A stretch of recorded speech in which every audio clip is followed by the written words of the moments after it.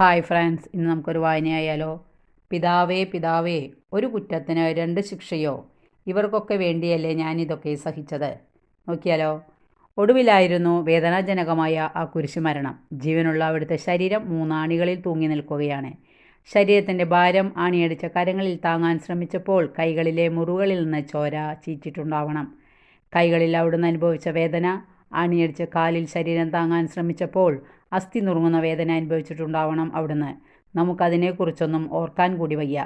ഇതൊക്കെ നമുക്ക് വേണ്ടിയായിരുന്നു, നാം നരകത്തിൽ പോകാതിരിക്കാൻ, നമ്മെ സാത്താന് വിട്ടുകൊടുക്കാതിരിക്കാൻ. സാത്താൻ പിതാവായ ദൈവത്തോട് പറയുകയാണ്, നിന്റെ പൊന്നോമന പുത്രൻ ഈശോ ഇതൊക്കെ ചെയ്തിട്ടും ഈ ജനങ്ങൾ പാപം ചെയ്തില്ലേ, അവർ തെറ്റായ വഴിയെ സഞ്ചരിച്ചില്ലേ, അതുകൊണ്ട് നീ ഈ മനുഷ്യനെ നരകത്തിന് വിട്ടുതരിക. അപ്പോൾ ഈശോ തൻ്റെ വേദന കടിച്ചമർത്തി കയ്യിലെയും കാലിലെയും നെഞ്ചിലെയും മുറിവുകൾ കാണിച്ചുകൊണ്ട് പിതാവിനോട് ചോദിക്കുന്നതാണ് ഈ ചോദ്യം. Okay, thank you, by.